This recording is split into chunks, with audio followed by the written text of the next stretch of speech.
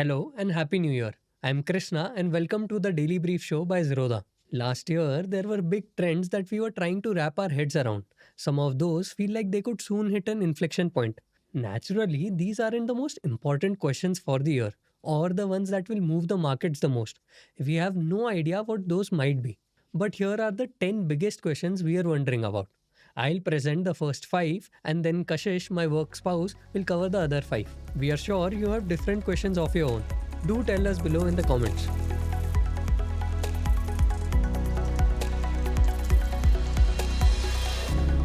The first question we were wondering about was, can the world survive two superpowers with creaking economies? See, the world has two great superpowers.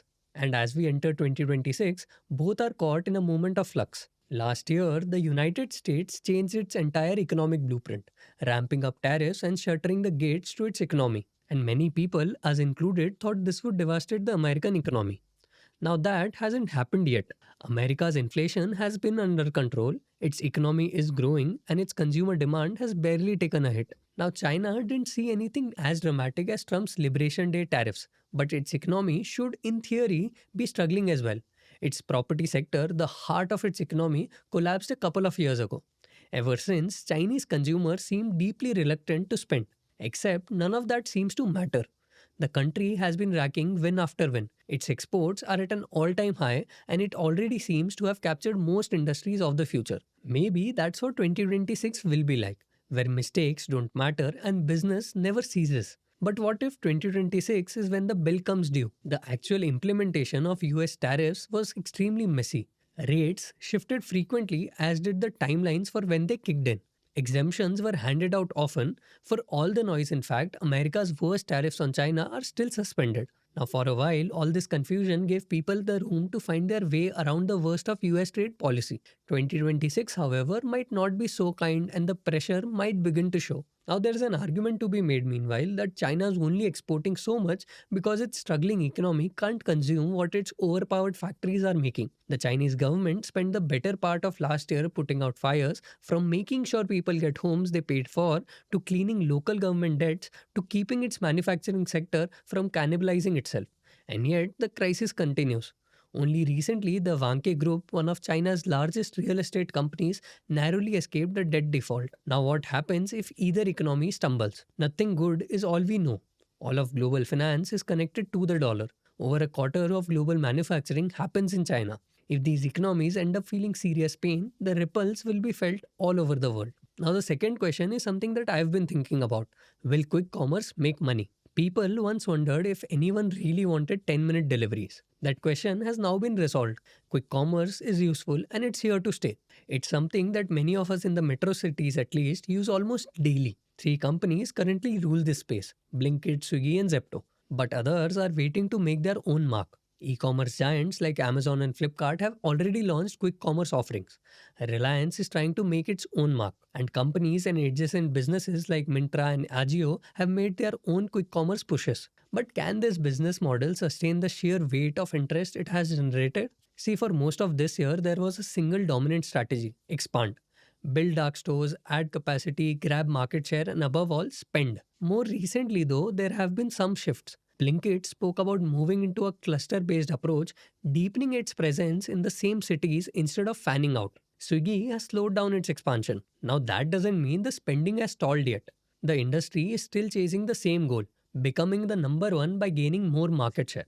And that means for now, margins will continue to take a backseat. Discounts will continue, pricing will stay aggressive, and profitability will be sacrificed at the altar of growth. As users of these services, we love it when investors subsidize our convenience. But the question remains, how long can this continue? What milestones must they hit before they finally focus on making money? Now there's a maximalist version of this story where quick commerce keeps growing until it buries traditional retail. Now we find that a bit far-fetched. Traditional retailers like DMart have large and loyal customer base. These customers are price sensitive, plan their shopping in advance and buy in bulk. Quick commerce customers, in contrast, pay a premium to save time and cognitive load. These models can coexist, of course, but it's unlikely that one will replace the other. What then does equilibrium look like for this industry? These companies have proven demand, but how will they ensure discipline? The third question we've been thinking about is, Where do interest rates go from here? After keeping interest rates at 6.5% for the better part of 2 years through 2025, the RBI cut rates drastically all the way down to 5.25%. But will they get any lower? Now we know this sounds a bit dry, but bear with us because the RBI's move shape India's financial climate, the risks people will take, and the money available to fund future businesses. In planning its move, the RBI basically tries to balance three things. First, will more money give our economy the fuel to keep growing? Second, will that money instead send prices out of control? And third, is the world outside stable enough that we don't accidentally put the rupee under pressure? Right now, we don't have any good answers to any of those questions. Now, there's one big case for easier financial conditions. If there are many people that want to rush into business but can't find cheap enough funding for it. See, India's growth is projected to slow down in the months, but it isn't clear if that's because of a credit crunch or because people just don't feel confident enough for business. In fact, we don't even know how fast we are growing. We're updating how we calculate our GDP, and nobody knows what the new numbers shall look like. The wrong move, meanwhile, could push too much money into our economy, sending prices shooting up. 2025 was a great year. Inflation wise, we got lucky with fantastic harvest and low oil prices. This luck might not hold in 2026 though. And if it doesn't, the RBI might realize that it doesn't have any room to cut rates. Besides, we're updating how we calculate inflation too. In 2025, the world's major economies were all cutting rates in the world's biggest monetary easing episode in over a decade. Now, this year, that seems much more unlikely. If we try cutting rates when others don't, it could signal to the world that we don't compensate them enough for the risk of holding our debt. Now, this could cause the already weakening rupee to bleed. Now, in a chaotic global economy, we would like to soften the blow with cheaper money. But it isn't clear if we'll get to because of all these constraints. Now, for the fourth one, will India's reforms finally pay off? Now, there was a good thing that came out of the chaos of 2025. India was forced to take a long, hard look at many of its own problems and cut through some of them at least. Our economy has always had some severe distortions. Too much of our economy is informal, our businesses struggle to grow big or create jobs, we're bound in too much red tape, and so on. Now, we could brush those problems away while the world economy was benign. But that's a luxury we can no longer afford. And in the second half of 2025, we took decisive steps to eliminate some of these steps. This included a major rationalization of GST rates, the adoption of our long-awaited labor codes, a rollback of several quality control orders, and more. Now there's more in the works, from a major decriminalization push to an overhaul of our import procedures. Now these changes remove serious barriers to doing business in India. But the big question is, are they enough? Could we unlock a major structural transformation to our economy? Or are these changes too small to move the needle? At least to us, this is a difficult question to answer. It's easy to point out the irritants to doing business. It's harder to know if removing any specific irritant would by itself make business flourish. Our economy faces a mesh of problems, and it's hard to know what the biggest might be. Now, these reforms could be good measures in the abstract, and yet there could be other reasons. From our janky legal system to our poor land records to our limited access to finance, which still hold our businesses back. A single year is hardly enough time for us to know if these reforms are successful. But 2026 will be when data starts trickling in, and we'll know how much work lies ahead of us. The other question that Mani and I have been wondering is how long will India stick to natural diamonds? See, the natural or real diamond business is under pressure. We suspected that would happen for a while, but 2025 made it obvious. De Beers, the world-spanning diamond monopoly, which once controlled the narrative around diamonds, is struggling. Its profits are down, inventories are piling up, prices have been cut, and its parent company, Anglo-American, wants out. Now, a big part of the problem is demand. In the two largest jewelry markets in the world, the US and China, many are cooling on natural diamonds. After all, lab-grown diamonds look the same, cost far less, and come without the baggage around mining, ethics, or artificial scarcity. Americans especially are increasingly moving to lab-grown stones for their wedding rings. China, with all the economic stress it has seen in recent years, is on a similar path. As the natural diamond market has taken a hit, the old sales pitch around their rarity increasingly sounds like marketing rather than truth. This shift has touched India too, with Surat, the heart of global diamond polishing industry, caught right in the middle. Over the last few years, natural diamond volumes have fallen sharply, lab-grown volumes have risen, and workers in small factories have been forced to adjust quickly. While lab grown diamonds still need polishing, the economics are very different, and this transition hasn't been smooth. What makes India interesting though is that it hasn't fully followed the global script. Despite the growth of lab grown diamonds, natural stones still dominate consumer preference here. Status, tradition, and the idea of permanence still matter. That's perhaps why De Beers is now openly betting on India as the next growth market for natural diamonds, even as it struggles elsewhere. Which brings us to the real question. The US and China are falling in love with lab grown diamonds. India hasn't, at least not yet. But for how long will India hold out? Will the old De Beers playbook work at a time that it's souring elsewhere in the world? Hi guys, Kashish here. I'll take it from here where Krishna left. The next question we had in mind was, will India find new trade outlets? Can India survive a US shaped hole in its foreign trade? Can you replace demand from the world's richest country by stringing together a series of small but rich countries? That's India's short term plan anyway. With the US, our largest trading partner, having slapped us with some of its worst tariffs ever, we need to quickly find new markets to trade with. In that vein, we have been signing a flurry of free trade agreements, that's FTAs, lately. Just recently, we closed a deal with New Zealand. We also finalized bilateral trade deals with the UK and Oman earlier this year, which we covered. This adds to deals we already had in place with UAE and Australia. However, there are two big trading blocs that India is yet to sign deals with that could make all the difference. That is the EU and ASEAN. ASEAN is home to the strongest supply chains in automobiles and electronics, and like us, is feeling the pain at being hit by US tariffs. The EU, meanwhile, hosts some of the richest consumer demand after the US and sees eye to eye with us on much of the state of the world. However, with both blocs, negotiations keep stalling in important areas. For one, India's own trade outlook has been very restrictive. We're known to have some of the highest import tariffs in the world. We took a stance against FTAs till 2019, partly due to a previous ASEAN deal that did not go well for us. We are yet to agree with the EU on multiple things, such as their enforcement of CBAM, how services trade should be included in this deal, and so on. India's options, however, are very limited. We need to find enough markets to diversify away from the United States, and 5 trade deals are hardly enough.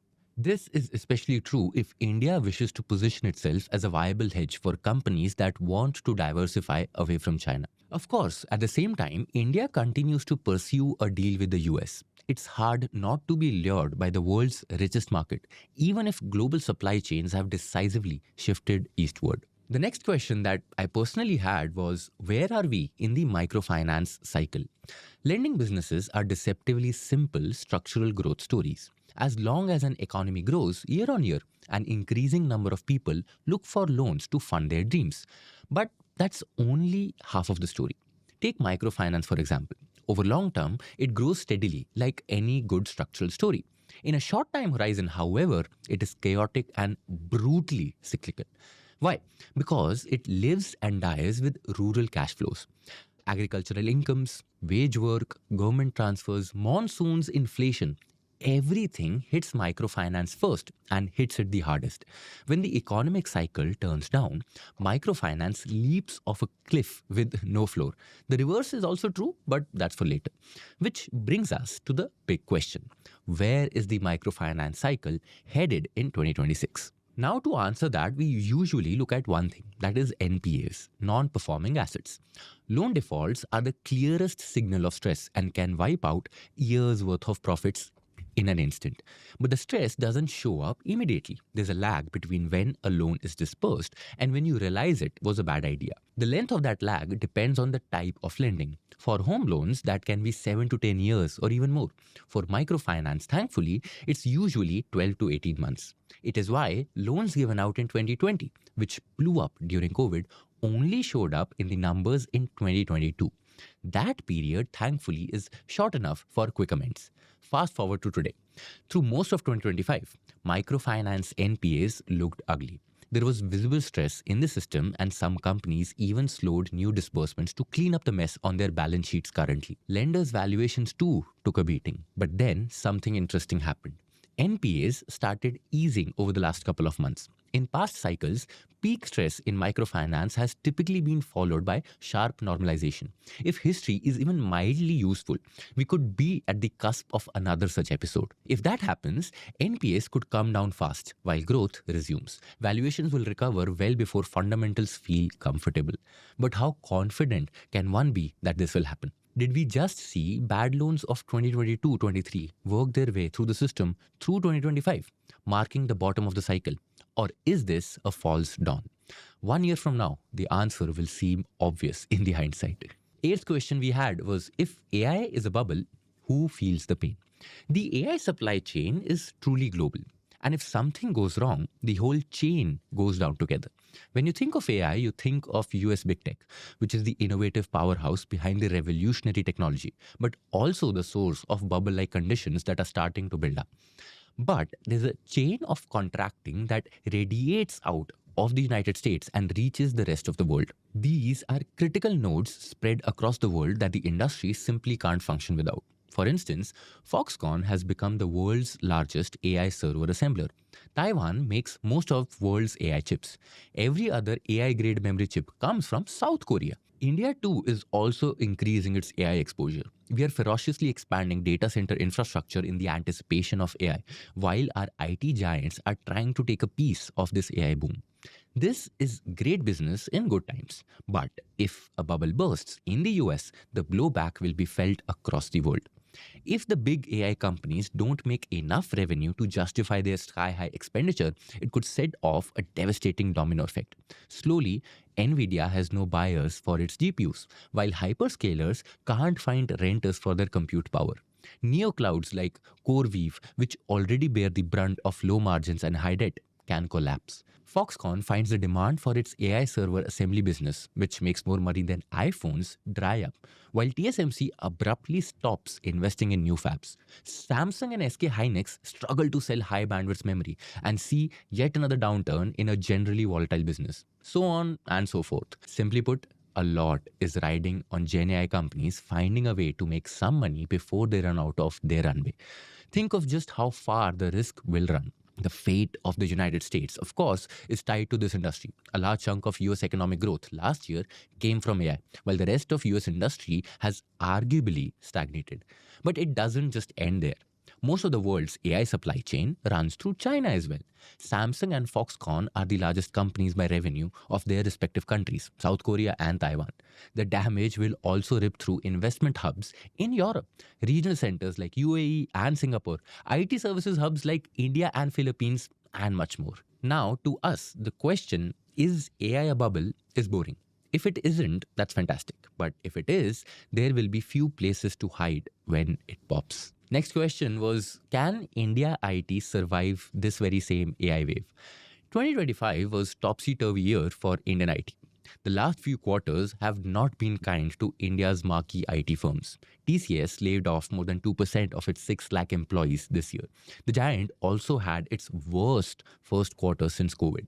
Wage hikes were delayed across companies, even while they showed some signs of recovery towards the later half of the year. They are far from a proper comeback. But the story changes when you look at some of smaller IT firms. Firms like Persistent Systems and Coforge are not playing the body shopping game that Indian IT has been known for. They engineer actual features that some of the world's best software products are known for. Person for person, their skilled, fast-moving teams bring more value to the table. This has, in fact, helped them steal deals from their larger peers. This has opened up a divergence in the performance of the two tiers of firms since 2018. Moreover, they haven't been shy about their advancements in AI, something that has been lacking with tier 1 firms. So, should one dismiss the leadership of India's largest IT firms? Well, that's harder to say. As Motilal Oswal argues, this isn't the first time they've changed their DNA. They successfully rode through build-out of cloud computing, which eventually opened new service lines to make money for them. The same might be true for AI. Tier 1 Indian IT is extremely well capitalized and already has a well-diversified client base to whom it can sell the new opportunities AI creates. But in any scenario, the old labor arbitrage model is dead. They're no longer a market for large teams of engineers churning out low level work. AI will evaporate the need for testing and maintenance services that our IT industry is so used to providing. Tier 1 Indian IT will have to skillfully manage how they avoid this cannibalization of their business. This may not be the end of Indian IT, but the industry's future has never been more uncertain. And now, on to the final question that I had. What comes after solar for India's green ambition? 2025 was a record year for India's solar installation. Rooftop, grid scale, everything. On paper, this looked like a dream run. In reality, it created a strange new problem. Electricity prices during the day occasionally went to zero, and yet we had nowhere to put it. We are in an odd place. We've done very well on the generation front, with solar doing a lot of heavy lifting for our green transition. But we've also over indexed on it, and that is creating new problems of their own. Grid instability, wild price swings, curtailment. Issues that adding more panels won't solve. The next frontier is storage. We need a way to hold on to all the extra power we're producing. India is currently experimenting with everything from pumped hydro to batteries of all sorts with different chemistries and different use cases. As we do so, we are finding new business cases for this extra storage capacity. Storage stabilizes the grid, yes, but it's also a trading tool. Merchants are setting up storage to arbitrage power prices. Meanwhile, storage also compensates generators for the power they produce during peak hours, making it more likely that the new capacity will come online. Conceptually, everyone agrees storage is essential. The real question now is speed. We've been here before with solar. Not too long ago, grid scale solar generation felt like science fiction, but then costs came down sharply, adoption exploded, and solar was everywhere. Storage isn't there yet. Neither its technology nor its scale comes anywhere close to the maturity solar has achieved. But it is on an interesting trajectory right now. If solar has taught us anything, it is that adoption hinges on costs. That's where China enters the picture. If deflationary pressures in China spill over into storage ecosystem the way they did in solar, things could move really fast. Cheaper batteries would change project economics and create new business models, and India could capture the upside. That's the big question for 2026. We can say almost for certain that storage will grow. But how fast does it scale? Are we nearing another sudden takeoff like solar did? That's what we have in mind. And finally, on to tidbits for this episode. There are other questions we're curious about that didn't make the cut. So we'll leave you with a set of honorary mentions, questions we didn't have the space for, but are very much in our mind. First, how does European Union's CBAM hit Indian exporters once it arrives? Next, will private players finally enter India's nuclear power space after the Shanti Act? Could India see the nuclear energy boom it has been seeking for decades? Third question we had was, can India's nascent chip industry replicate its electronic manufacturing miracle? Another one that bothered us was, will the outperformance of gold and silver continue, or will prices finally plateau? Another thing to ask is, will private capex actually pick up after its decade-long lull? And then, will India finally see a full-fledged 5G rollout, or will it once again be half-hearted push-driven largely by headline numbers? Can India's pharma industry rest momentum and start dominating GLP-1 sales after the patents expire this year? These are all the questions we had. What questions are you curious to be answered this year? Let us know in the comments, and we'll see you in the next one. Disclaimer: this content is for informational purposes only. None of the stocks, brands, or products mentioned are recommendations or endorsements.